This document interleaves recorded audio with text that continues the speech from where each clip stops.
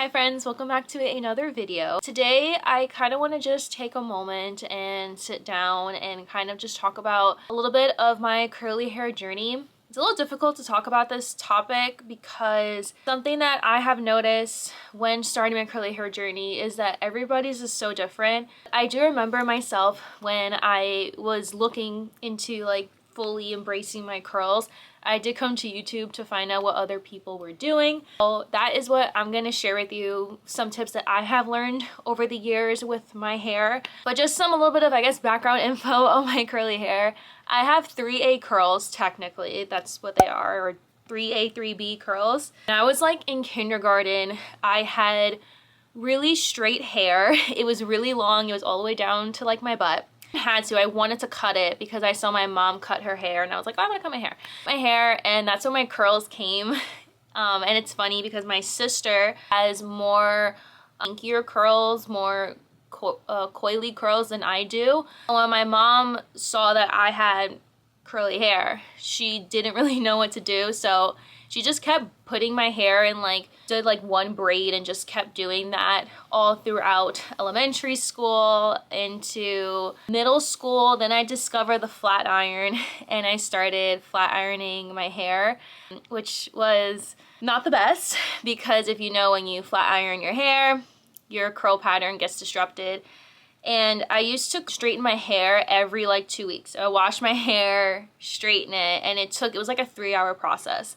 And I did that because my hair was getting really curly at that point and I didn't really know what to do with it. Eventually I stopped straightening. So I would say I straightened my hair for about almost 2 years.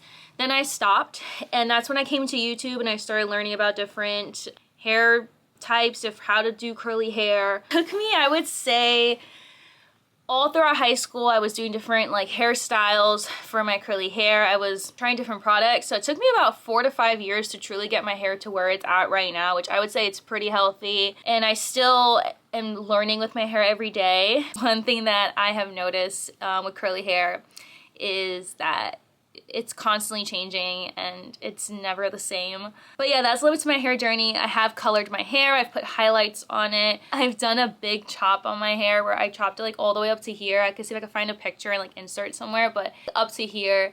My hair used to be all the way down to here.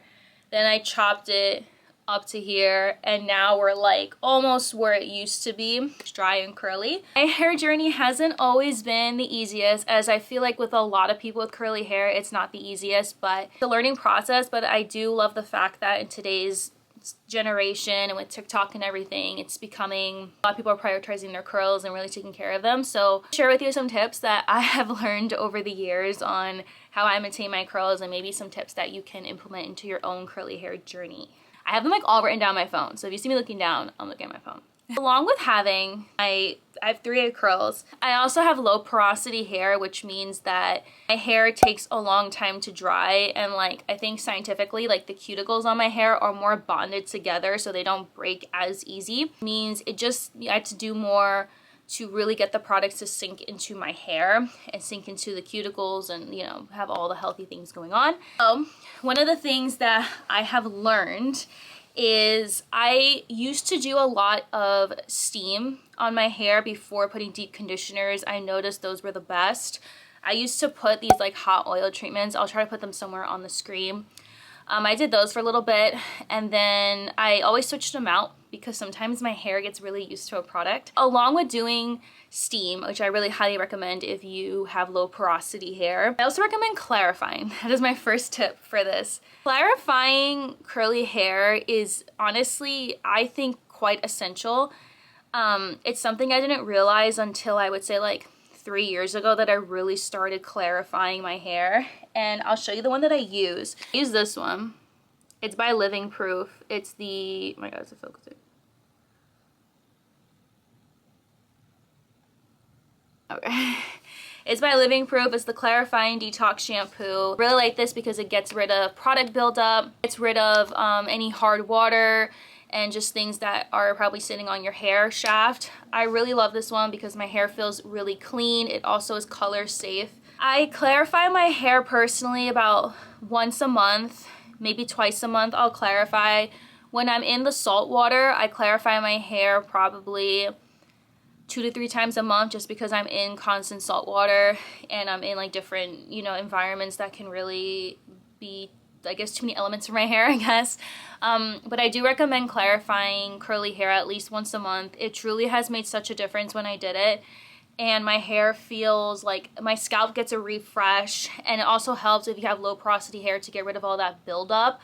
And I do this before I do my shampoo, so I clarify and then I use my regular shampoo to really deep cleanse my hair, and I see such a difference. My hair gets more volumized, it's just more lively, and I really implement it into my routine. I do switch out the type of clarifying shampoos I use because my hair does get used to products. This Living Proof one, I will admit it is expensive. This is like 40 bucks, but because I only use it once a month, it kind of lasts me almost like 6 to 7 months. I do really love this one, and I highly recommend when you clarify to get one of those little head scrubbers. I'll put a picture here. To really like go in and like give yourself like a nice head massage, because it really makes a difference. My second tip, which kind of goes along with the first one, but one thing that I used to do with curly hair, because I used to follow the curly girl method, and I kind of still do, like my products don't have silicones in them, or at least majority of them don't have silicones, like because it works for my hair personally. So you don't have to take my tips word for word. You can still use products that have silicones. I know silicones can be beneficial for some hair types, depending on what kind of silicone it is. But along with the first tip, the second tip I'm going to mention is to wash your hair often if you can. Like I said, this is just specific to like my hair type, and like with the low porosity, I don't really have that much dry hair. I have like medium thickness of hair, but I tend to wash my hair twice a week.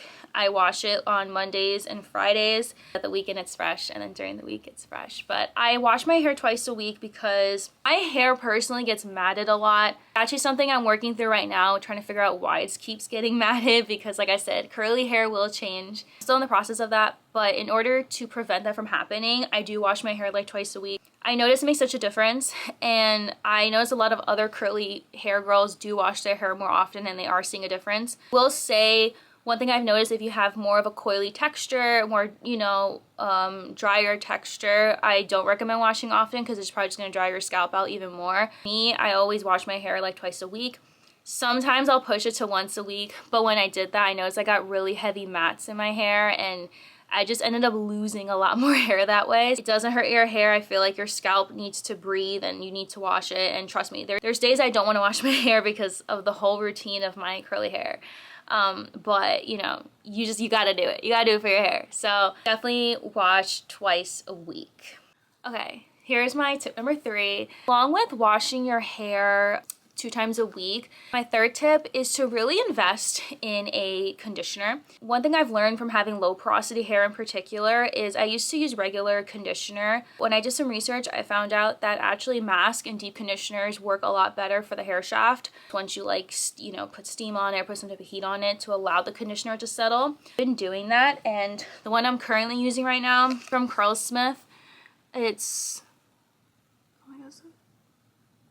the Hydro Cream Soothing Mask. A lot of my products are from Curlsmith. No, this is not an ad. I'm not sponsored by them. I'm the type of person that when I try a product, I try the whole product line. So that's just how I am. So this time it's Curlsmith, but I've been using this mask on my hair, and I like that one because it has a lot of oils in it. And what I do is after shampooing twice, because I always shampoo my hair twice to make sure all the dirt gets out, and I put the conditioner, I comb it out, and I leave it on for like 10 to 15 minutes while I'm doing the rest of my stuff in the shower. But I truly seen such a difference in my hair, especially this particular mask has no protein in it, and I'm gonna get into that in another tip. It has no protein in it, which means it's actually really good for people that have low porosity hair. I like it because it's very, very lightweight, this particular one, and my hair just feels extremely soft. And I just noticed doing a mask every time I wash my hair actually is more beneficial, and my curls feel a lot more moisturized longer than when I used to do just regular conditioner. So I recommend, if you have curly hair, to invest in some type of deep conditioner. It really works. And if you have a coily texture, I recommend something like a buttery type of mask. If you have a more looser texture, to definitely get like a lighter mask and maybe do the mask not as often because your hair might get weighed down easier. I'm going based off experiences that my friends have had that have looser textures versus tighter textures.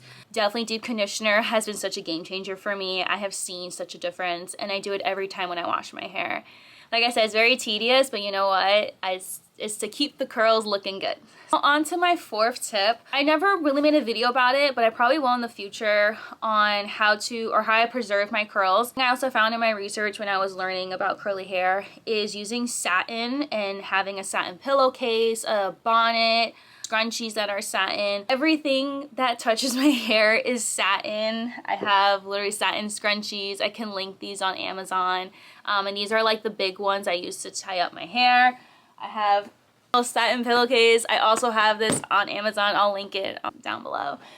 Yeah, I really love satin. I noticed a huge difference, not just in my hair, but in my skin too. Like satin really make a difference in curly hair, and I notice a lot less frizz. It just feels a lot like softer on my curls than using a regular pillowcase. If you don't want to get a satin pillowcase, you can also get a bonnet as well from Amazon or your local beauty supply store. I have a bonnet as well whenever I travel.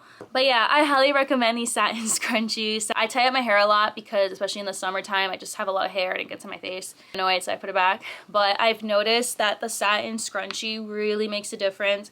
I don't see any lines in my hair, and I just feel like it doesn't tug compared to other hair ties in the past. I will say, the only con that I've noticed to having these hair ties is they do like lose elasticity kind of quickly, but like I said, just the overall to help with hair length and retention and stuff, I highly recommend satin in your routine if you can, and just really invest in satin. Tip number 5, one that's very controversial, but I do trim my hair every 3 months. I do like a dusting, and my mom actually helps me. She sits there and she helps me cut, like, you know, just little ends. I only do that because personally I'm still recovering from split ends, and the only way to get rid of split ends is to cut them.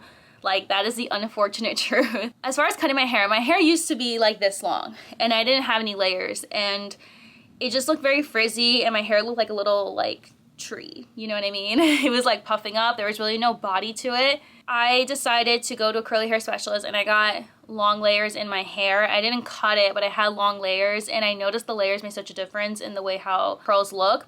Now, this might not work for other people. I've seen other people where they get layers and their hair does not look as how it should. So I don't recommend layers for everybody, but it did work for my case. And that following year, I just noticed a lot of stringy end pieces, and then I told my hairdresser, I was like, just cut it. So she ended up cutting it, and it was like essentially a big chop. She got off, I think, about like an inch of hair, and then my hair was like up to my collarbone.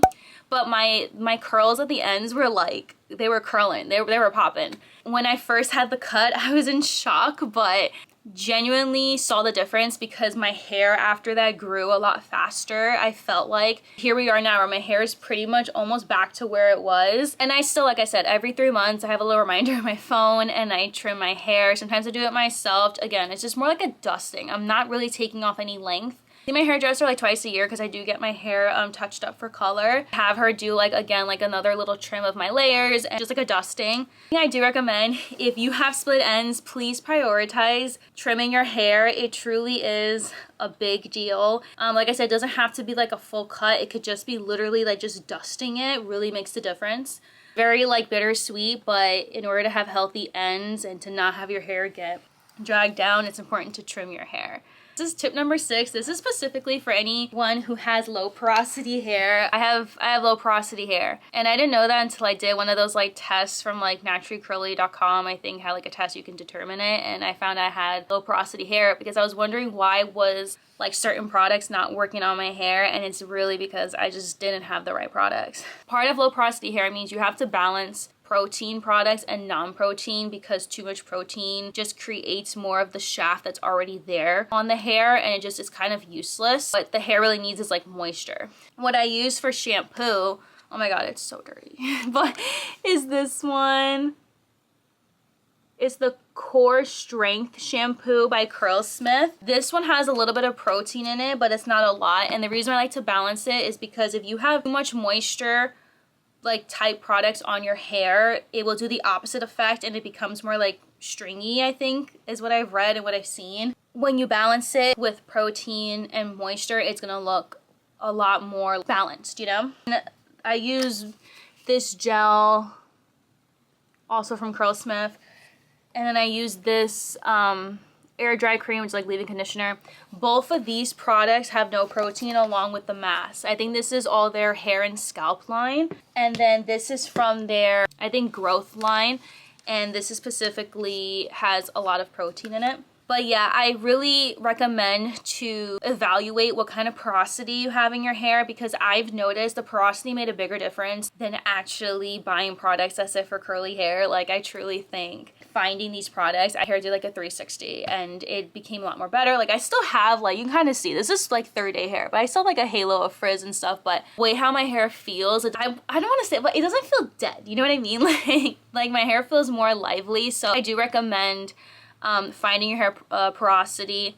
Now, if you have high porosity, then you're gonna look for products that have protein in it, and they also have, some of the products do have protein as well. So yeah, when you're looking at products, invest if it has no protein, and you can look that up on TikTok, on just Google. And like I said, if you're looking for no protein, I highly recommend the Curlsmith. I think it's their scalp recipe line. And if you're looking for protein, this is their strength recipe line. I'll leave links down below, but definitely research that. It's highly important. Okay, I like 100%. If I could recommend anything, definitely that. For the 7th tip, kind of controversial, I'm gonna say for low porosity hair or going to oil your scalp, I would definitely use an oil such as a lighter oil that it can be used with a carrier oil. So if you are going to use something heavy like argan oil, like I think you're supposed to dilute it with like jojoba oil because it's a lighter oil. The reason why I say that is because if you put oil directly to the scalp with low porosity hair, it actually builds up on the scalp and creates more buildup.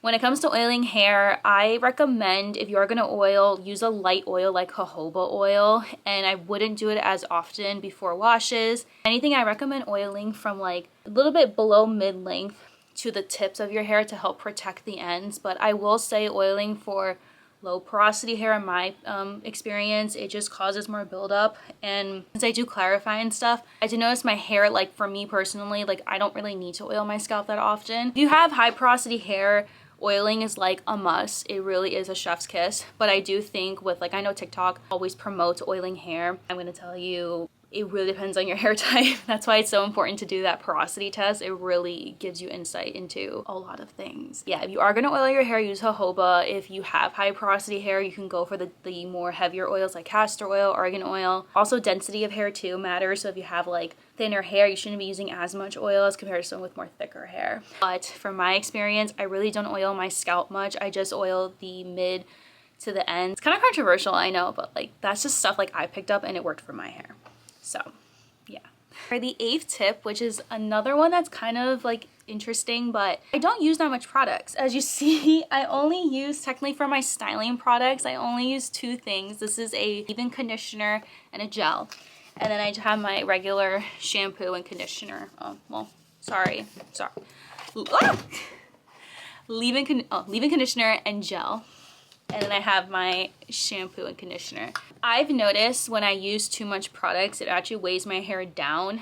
But I've noticed this tip goes according to your hair density. So it depends on your hair type. If you have hair, like my hair gets like volume very quickly. So I don't need that much heavy products. You know what I'm saying? So I go for the lighter products. Also too, because these products have no protein, so it works better for my hair. My rule of thumb is I really don't use no more than like 3 products, and I always have like a leave-in conditioner in my little routine and a gel of some sort. Notice that combo for me works amazing. My hair lasts the longest, it looks shiny, the curls look defined. And yeah, I tend to use less products on my hair, and I try to keep it that way. I'll throw in products here and there to use, but just extra things, but really I just use less products. The 9th tip I think is actually really important too. It's protective styles. One thing that really saved my hair from when I was little was my mom putting it in like a braid, literally 1 braid every single day, and at night she would like comb it out and braid it and wet it, comb it and braid it. I do protective styles to this day. As you see, I share a lot of like different quick easy hairstyles that I do because I do think protective styles are important, especially in the winter and if you're going to be in salt water or the pool,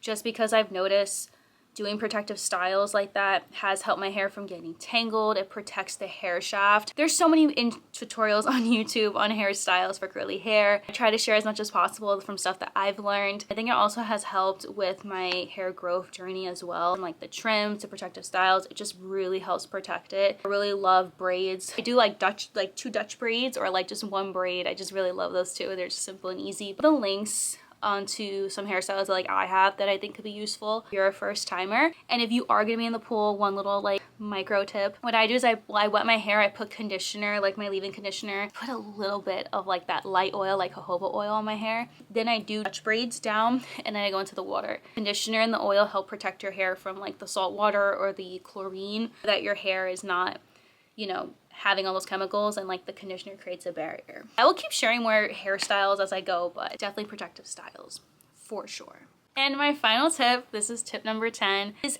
patience. And what I mean by that is I've noticed as I've gotten older, my curly hair texture has changed, the way how it reacts to certain products. Like who knows, I might make an updated video like this in a year from now. I might be using a whole bunch of different products and telling you that now I have high porosity hair. One thing I've learned, just be patient with your hair. I've went through like about 8 different curly hair routines and products that I've used, and my curly hair products work for this time for me, but just know to be patient. Some days I just wanted to like shave my head off. Like, you know, curly hair is definitely a weird relationship to have because it just is so different, and everybody's is so different. Like no two curly hair is the same. You will start to learn your hair, and just know that every one of you has beautiful curls if no one has told you, regardless if it's short, long, blonde, brown, ginger, coily, curly, wavy. Every curly hair is beautiful. Just love your curls. I love seeing people embrace their curls. It's just so amazing. I love it. You do what you want on your own curly hair journey, and no one can tell you otherwise. Remember, it's a trial and error, and what works for you may not work for me, and vice versa. So thank you guys so much for watching today's video. I love you guys so much, and I really do appreciate stopping by. And you know, like I said, I went to YouTube when I needed help with my curly hair, so I hope that some tips may resonate. Down below, what are your tips that have helped your hair on your curly hair journey? I would love to see some. I will see you next week. And I'll leave also down below all the names of the products that I've talked about, or any hair tools. Subscribe if you want to. I think the notification bell is next to the subscriber button if you want to be notified when I upload. But yeah, thank you all so much, and I'll see you next week. So bye.